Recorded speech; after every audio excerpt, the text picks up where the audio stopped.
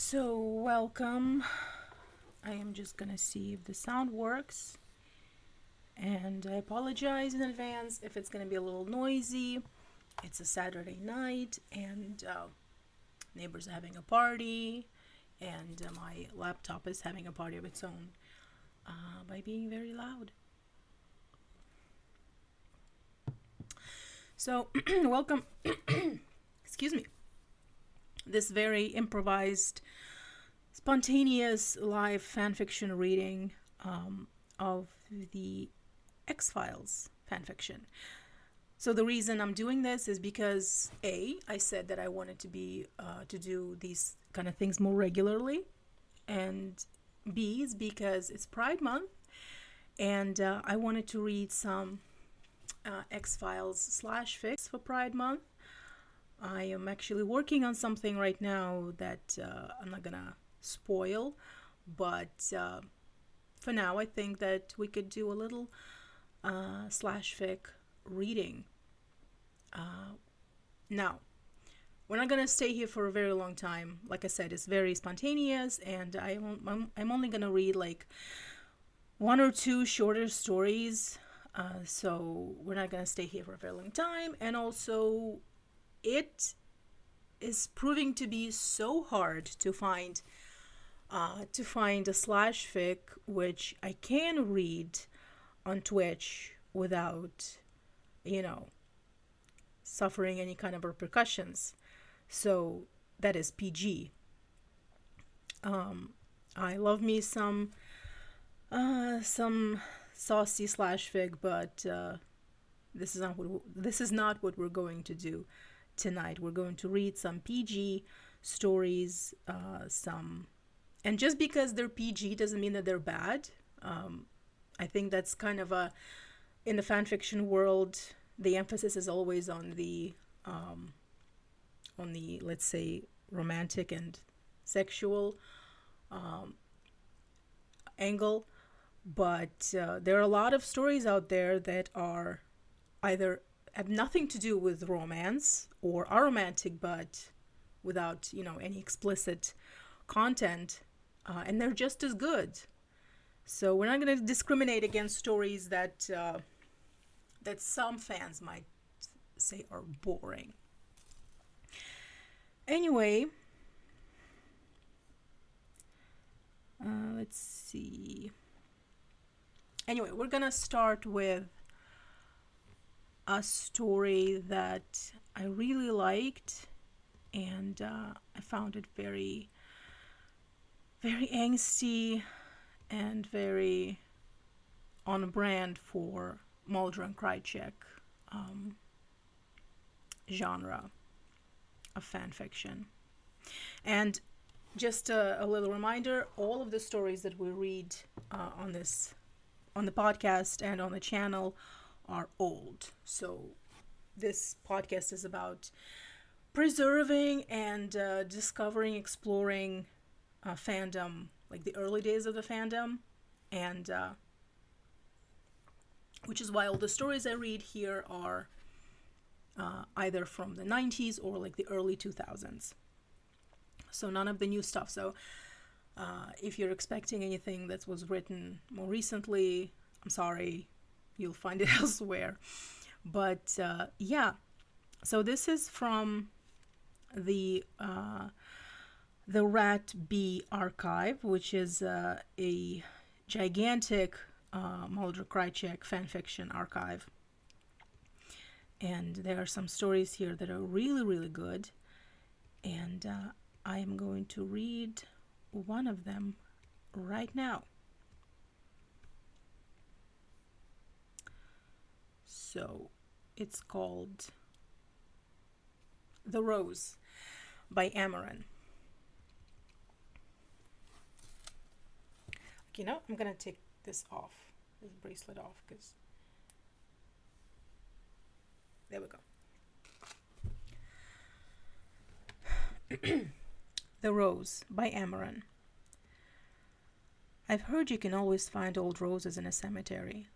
It's true. Tangled, overgrown, hardy, but there, always, guarding the dead. I tend the one I have that reminds me of you. Sweet-scented, intoxicating, spicy, lots of thorns, a survivor. Winters that have slaughtered everything else cannot touch it. Summers hot and humid, blistering and heavy-aired. The rose ignores them. The heat is endured, the rain welcomed. It stays with me and will remain mine forever. It craves my touch as you used to. My own hand will not hurt it, and its thorns on the other do not hurt me. We both understand pruning, the rose and I. The flowers are wondrous and appear sporadically for months. I find myself looking forward to them, each a joyful surprise, a celebration of life, of living. It feeds on that which it needs. The I'll start over. It feeds on that which it needs, that which sustains it, makes it thrive. The soil around it is teeming with I am so sorry. I'm going to start this whole paragraph over. It feeds on that which it needs, that which sustains it, makes it thrive. The soil around it is teeming with lower life forms, rich and dark as your hair. Moss grows in a carpet beneath it. The moss, so like your eyes, rich, vibrant green in sunlight, murky in shadow. My shadow, I take care to keep behind the sun. I could no more withhold light from the moss and the rose than I could from you. But you know this. I explained it to you. I know you heard me and understood. How I had to keep you safe and with me. I know you understood. They do not understand. I've kept in touch enough to know. They still look for you, not even remotely comprehending how you could have disappeared, escaped from their clutches as they clawed, grasping for you. Their clutches will remain empty. I will protect you as long as I can, shield you from them. I don't want their shadows touching you either. Your friends are more insistent than your enemies, Scully and Skinner. Skinner especially persistent. He's gotten close a couple of times, but has never found this place, nor will he. I don't want him here. I don't want him to be anywhere near you. You belong with me. I won't share you. And I have a duty to keep you safe. They would never believe I'm safe for you. That I alone take care of you. Yes, they know you were with me that night, but they haven't found you, nor will they. Only I know where you are, and the rose. The end. So this was the rose, and it's very angsty. I really liked it the first time I read it, and I know that there is some apprehension and even some prejudice against first-person fan fiction. I have no problem with first-person fan fiction as long as it's well written. I've read a lot of stories that were written from Krychek's first-person POV, Scully's, Mulder's, and as long as the author gets the voice right, that you read it in your head and you read it in their voice, in the character's voice, that's perfect, that's beautiful. Because there are a lot of first-person fan fiction stories that are very badly written, and there are just as many third-person fan fiction stories that are just as poorly written. So it all depends on how good the author is, how well they capture the voice. So, yeah, but this was The Rose by Amaran. And it's this perfect, angsty, I love that it's very ambiguous, that you don't know whether or not Krychek is dead, if Mulder is talking to a memory of Krychek, or if he's actually talking to Krychek who is hiding. I love this ambiguity. It's very X-Files. And there's a whole subgenre in Mulder Krychek, a slashfic, a whole subgenre of one of the characters talking to the other in their head. It's either that or they writing a letter to the other character and just explaining themselves and apologizing and pondering, or it's just this inner monologue. And those are very angsty, and some of them are very, very good. But yeah, so this was The Rose, and there was another one that I wanted to read. Now see if I can find it. I recently saved it to... No, I did not save it. Okay. But it was also... Okay, so here it is. It's called Cold Comfort, and I read it once. I don't remember if it has any very explicit like descriptions and scenes, but if there are any, I'm going to censor them. I'm not going to read them out loud. And then I'm going to post the link to the stories that you can read for yourselves. But this one is also fairly short, and it's also Mulder Krychek. We'll see if we have time to read some Scully Reyes story, because there are some really, really good ones. Okay, Cold Comfort by Ayelet. Tears from Hecabe, friend, and for Ilion's women, spun into the dark web from the day of their birth. For you, our hopes were great, and great the triumph, cancelled alike by the gods at the point of glory. Now you lie in your own land, now all men honor you. But I loved you, O Dion. Plato's epitaph to Dion. I did, you know. I burned for you, longed for you. And whenever you laid eyes on me, all I saw there was disgust. It was anger at first, then exasperation, and after a while, your eyes were confused. And then I betrayed you, and all your eyes held for me was hate. It's disgust that lurks in them now, and I'm not sure if it's for me or for you. I know you, and it's just like you to feel disgusted with yourself for letting your defenses down, for trusting me, even if only tentatively. You shouldn't have, Mulder. Don't trust me, even now. I'm all that's bad in your world. I'm all that's bad in my own world, if that's any consolation. Cold comfort, I know, but it's all I have to offer. I was in Russia about a year ago, got in a fight I shouldn't have been in the first place, and crawled home to Mama and Papa to lick my wounds. Oh, I can just see you now. You have parents, Krychek? Yes, I do, and they... Never mind, I'm jumping ahead of myself. Mama's a nurse and knew much about Soviet hospitals to consider sending me to one. So I went home, and Mama patched me up and tucked me into a bed in my old room and prepared all my favorite dishes. And Papa read to me when I was so too dizzy to focus on the letters. Dostoevsky, Tolstoy, Gogol, Chekhov, Pushkin. Not exactly uplifting cheerfulness, but all I really needed was to hear Papa's steady voice lulling me to sleep. And besides, I grew up on those stories. The idea that everything happened close to home was such a novel idea when I was a kid. It was so domestic, and I felt so secured. Should have known that the other shoe was about to drop. I was just starting along the way to full recovery after one particular bout of infection-induced fever, and trying to decide if the nausea that I knew would come was worth risking to see what was smelling so good in the kitchen when Papa came in. He was holding my favorite gun in one hand and my knife in the other. I don't know how he found them. Alyosha, he said, looking at me steadily.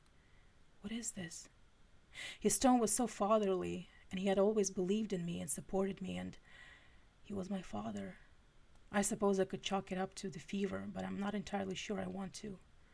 So I told him everything, keeping just enough information out to make whatever he knew worthless, but just enough so he'd known all the horrors I've done. I told him everything, and by the time I was done, I was an orphan. Even your more scorching looks had never made me feel more of a disappointment. My own father turned away from me, and when he finally looked back, There was no comfort in his gaze for me. Alyosha, he said, you're my son. I won't throw you out on the streets when you're hurt, but when you're healed, I think it would be best if you left. He got up to leave, and when he was almost out the door, he turned back. I won't tell your mother. Cold comfort. Things were different now. I stayed a month longer, mostly because my mother wouldn't hear of letting me out of the house, and I was still too weak to argue. Father wouldn't come near, went out of his way to avoid me even. I know Mama noticed. Mothers always know. But she never said a word. The most awkward moments of the day were at supper. Father would sit at the furthest from me as possible, looking everywhere but at me. I would keep my eyes on the plate, trying to finish my meal quickly and go back to the relative shelter of my bed, while Mother hovered over me, clucking weirdly at my lack of appetite. It took me exactly 3 days to reach the end of my rope with it. I told Mama that I wasn't feeling up to it after all, and that I'd eat alone in my room. The first night I was lying on my bed, listening to the voices of my parents conversing over dinner, feeling like a little boy being punished again. When Mama came in with my dinner, she looked me over critically but didn't say anything. Instead, she waited until I was finished and then tucked me in, singing an old lullaby my grandmother used to sing. And I felt as if I was forgiven. The next 2 nights passed uneventfully, but my father came in on the third. How do you feel, Alyosha? Okay. Then come to dinner. You're not a little boy. A little discomfort is not intolerable, and your mother isn't a servant. He turned and left. I came to dinner that night, and every night until I left.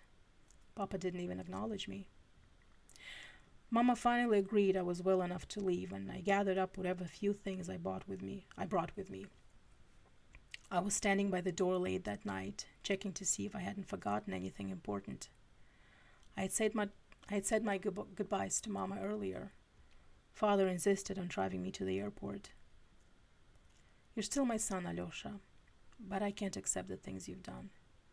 Perhaps it's best that you didn't come for a while, he told me as he brought the car to a stop at the airport.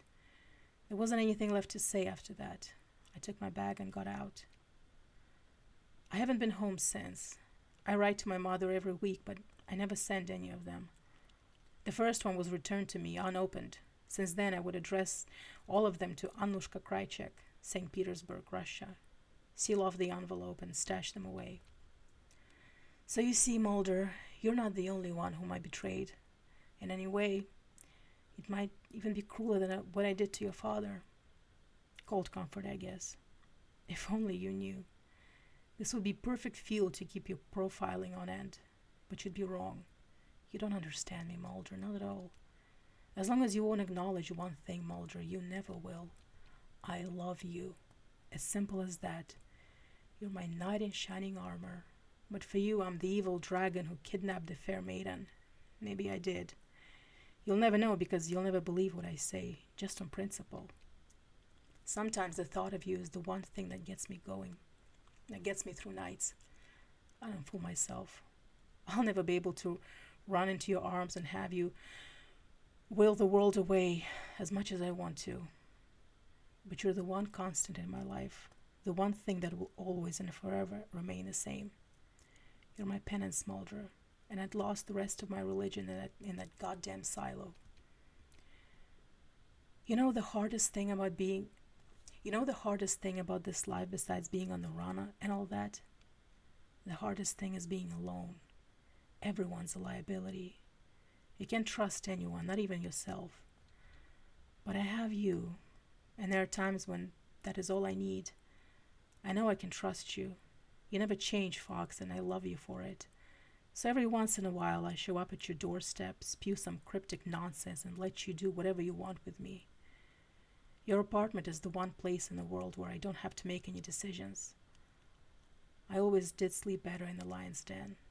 So there it is, for what it's worth, and I'm sure it ain't much. I love you, Fox Mulder. You'll never know it, and even if you did, I'll never have it returned. But it's there, Mulder, one shining star in the sky that won't bring any harm. Cold comfort, I know, but it's all I've got. So this was Cold Comfort by Ailett, and just as the previous story, it's perfectly angsty, perfectly very in character. I think the author really captured Krychek's voice in this one, but then again, it's not that difficult to capture Krychek's voice. He's such a distinct, colorful character that is kind of hard. I mean, it's not easy to get him like right, but it's hard to get him wrong. That's what I'm trying to say. And it's of course a recurring theme in Mulder Krychek genre, in the slash genre. We talked about it in the last episode of the pod, not the last. One of the episodes of the podcast is that Krychek comes to Mulder over and over again throughout the show because well, he's in love, and this is their interactions on the show. Their brief, violent interactions are the only way that Krychek can have anything with Mulder, to come close to him, and so he will, under the guise of having some important information, he will weasel himself back into Mulder's life, even for just like a moment. And he knows that Mulder will trust him eventually, despite everything. And the unrequited love theme is very big in Mulder, in the MKR genre, that being Krychek is in love with Mulder and is unrequited. And it's very easy and very very fitting to view, well, at least I think so, to view Krychek's actions through that lens, that he has feelings for Mulder, and with that comes the bitterness and the sadness that it can never be reciprocated, and so he does the things he does, sort of almost as an act of revenge. So yeah, and of course there are just as many stories where Krychek, it starts out unrequited, but then Mulder eventually falls in love too. And if the story is well written, it can be a very beautiful thing to read. Okay, so what do you guys think? Should we keep reading? Because we've only been doing it for like 25 minutes. I wanted to read some more, Scully Reyes fanfiction, but I'm kind of, I don't know which one to choose from, honestly, because I haven't read that many. And the ones I have read, I can't really read here. I'm saving that for the, for later. Let's just put it that way. I don't know if I can find some other story that is safe here.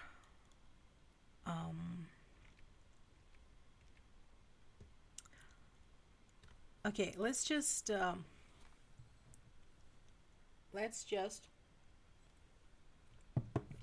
see what Scully and Reyes have to offer.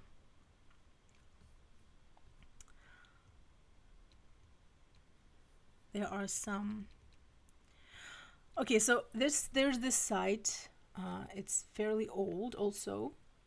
It's Fanfiction Archive, and there are some really interesting stories that are crossovers between the X-Files and like Xena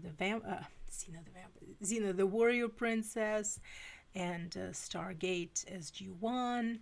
But since I know next to nothing about those shows, I am not gonna read those crossovers. It's different when it's a Buffy crossover, because obviously I'm a fan of Buffy also. But yeah, let's see. Something we can read that is that is fairly short and fairly sweet.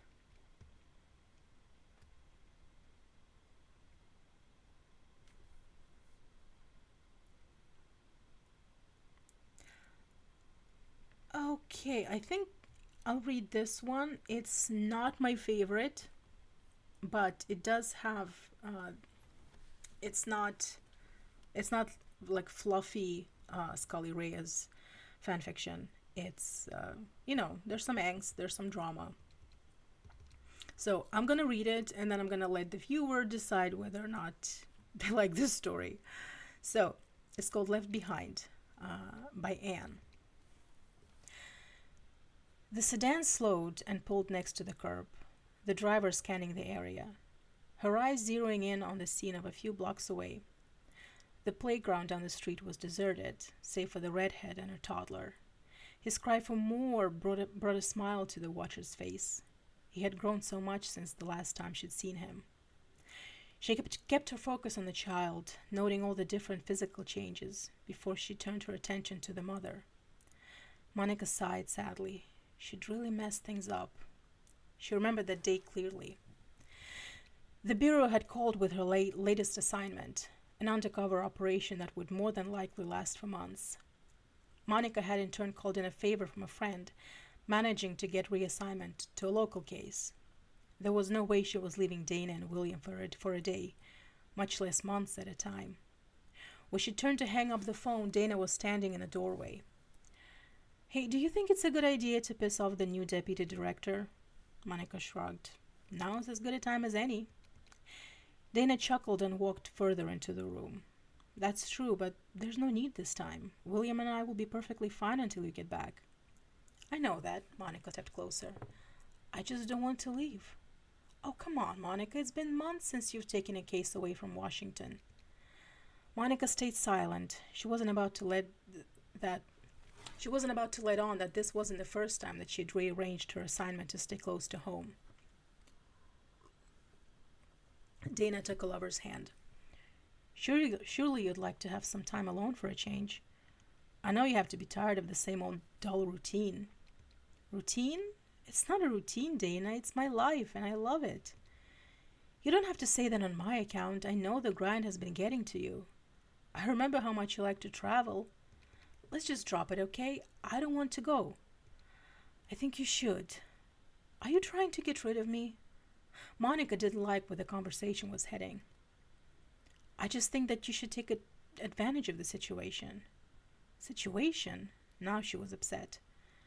"You don't get it, do you? I don't want to go." "You're being silly, Monica. William and I will be here when you get back." "Damn it, Dana, I said I wasn't going. I want to stay here with you and William. I don't ever want to leave you. I love you." Dana stared at her lover and then pulled away. She moved to the window, looked out the street below. Monica slowly followed. "I'm sorry, Dana. I know we said we'd keep things simple between us, but I can't anymore. You and William are a part of me now." "I can't, Monica." Mulder, Monica began to pace. You haven't heard from him since you walked out that door and out of your life. He hasn't phoned or sent a card. He hasn't been here when William had been sick or when you were sick. He hadn't taken William to the doctor. He hadn't put him to bed every night. He hadn't cared for him or loved him. He hadn't done any of those things for either of you. Dana refused to turn from the window. "I just can't, Monica." Deeply hurt and acting on pure emotion, Monica headed directly for the phone and punched in a series of numbers. "This is Agent Reyes. There's been a change in plans. I'll be able to accept the assignment after all." The memories slowly began to fade as Monica wiped a tear from her eye. Dana had lied. She and William weren't there when she returned from her assignment. She'd packed their things and left. It'd taken Monica weeks to finally track her lover down, and now that she had, she didn't know what she wanted to do. Dana gathered their things and took William by the hand. "Did you have a good time today?" The tow-headed little boy smiled at his mother. "Yes." Dana ruffled his hair and grinned. She'd had a problem with her S's when she was small, too. She was halfway down the sidewalk when she noticed the black sedan parked in front of her building. Her steps faltered. Monica was so lost in her thoughts she'd almost missed the pair walking towards her, but it was too late to drive away. Dana had already spied her. Gripping William's hand, Dana regained her composure and continued down the sidewalk. She knew Monica would come looking for them. She just didn't realize it would be so soon. Monica stepped from the car and waited. She couldn't help but break out and smile when William spotted her. "Mommy!" He tried to pull free from his mother's grasp. "Go, Mommy, go!" Dana reluctantly released his hand and watched as his excitement grew. "Money, money!" Monica swept the child from the ground and pulled him to her gently. She could barely keep the sob from escaping as she burrowed her face into the tiny shoulder. "Oh, William, I missed you." "Missed you too, Monty." William hugged Monica harder. Several seconds passed before dark eyes lifted to look into watery blue ones. Monica swallowed hard. "You left." Dana nodded sadly. "I was confused, Monica. I didn't know what to do." "Confused? You left because you were confused?" Monica wanted to shout, but the arms around her neck kept her grounded. "Yes, I know I should have left a note for you, but I just ran. You scared me." "Scared you? My loving scared you?" Now it was Monica who wanted to run. "Yes, we were perfectly fine, and then you had to go and—" Dana cut off her own words. The confusion was back. "And what, Dana? Ruin it for you? Well, I'm sorry if my love causes problems, but that's just too bad. I do love you, and I'm not apologizing for it." "That wasn't what I was going to say." "Then what were you going to say?" "You made me feel. You made me think." Dana took a step closer. "You made me want you." "Mommy, you mad?" William turned towards his mother and laid his head on Monica's shoulder. "No, baby, I'm not mad." Dana placed a hand on her son's back and rubbed gently. She looked up at Monica and smiled. "I'm just happy to see Monty." Monica reached out with a shaky hand, and Dana stepped forward into the embrace as a strong arm pulled her into the group hug. She kissed the top of Dana's head and gathered up her courage. "So, what now?" Dana pulled away and took Monica's hand. "Let's go inside. We've got a lot to talk about." William perked up once again. "Monty, you stay?" Before Monica could formulate a reply, Dana opened the front door and pulled the pair inside, her reply wrenching a sob from her lover. "Yes, William, Monty's here to stay." So this was Left Behind by Anne. This is one of the bigger themes in Scully Reyes genre, that in season 9, after Mulder is gone, as you know, because, okay, spoilers. Okay, everything now is spoilers for season 9 and onward, just so you know. Mulder is on the run from alien super soldiers, the new consortium, I don't really remember. And he has to leave Scully and their newborn son behind. And of course, there's a lot of angst and there's a lot of heartbreak. But in the Monica/Scully fandom, there is a lot of also some, I wouldn't say bitterness, but maybe some bitterness that Monica and Dana could have raised William on their own just fine. And I kind of agree. I mean, as much as you know, Mulder and Scully are canon by that time, and like I am perfectly fine with them, you know, ending up together the way they did. There is always this like, those two women, they could have been together and they could have raised William on their own. Mulder out of the picture. He didn't have to come back, not because he didn't want to, but you know, life is life. And they could have, you know, William could have had two mommies and it could have been beautiful. And there's a lot of, and it's not baseless. There's a lot of ground for that on the show in season 9, that Scully and Monica helps Scully take care of William and raise William, and Doggett is this sort of protective uncle. It could have been something, especially that I've read. Now, I am not, don't take my word for it, but I have read somewhere that originally the writers were going to write Monica Ray as a lesbian, as a gay character.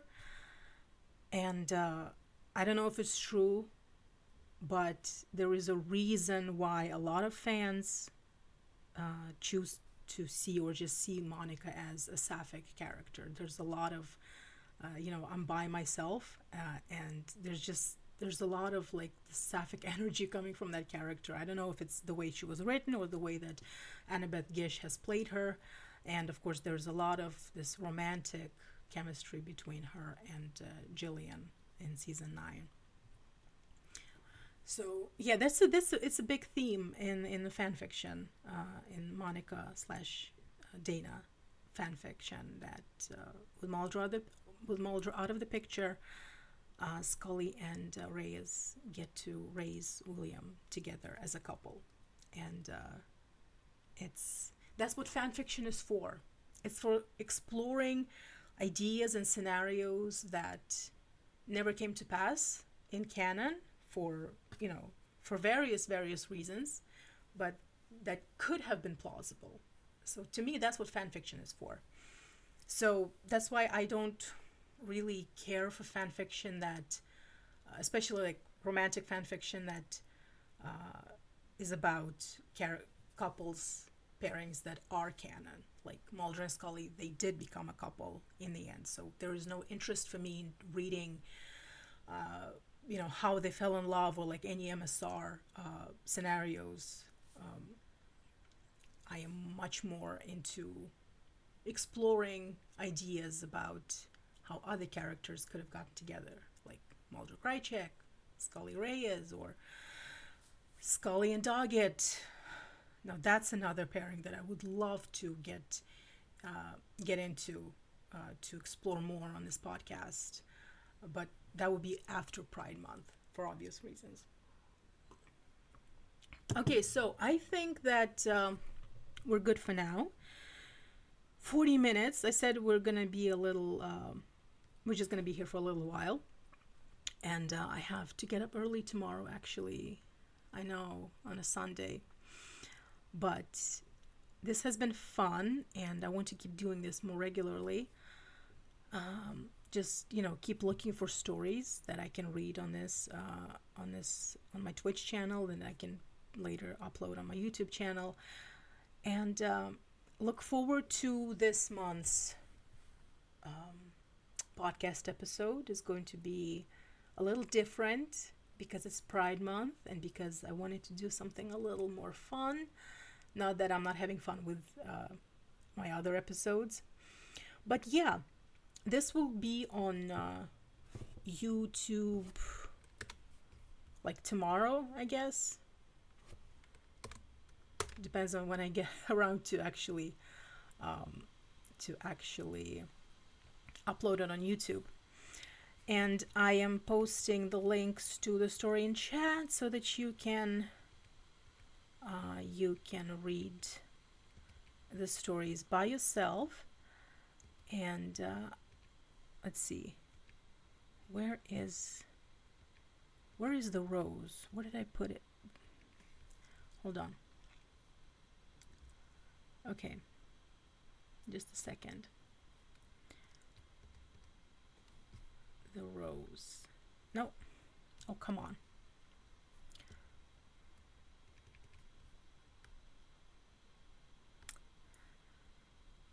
Ah, the stupid bookmarks. Let's see, the rose. Yep, here it is. So I'm just gonna post the links here. And now this site, squidge.org,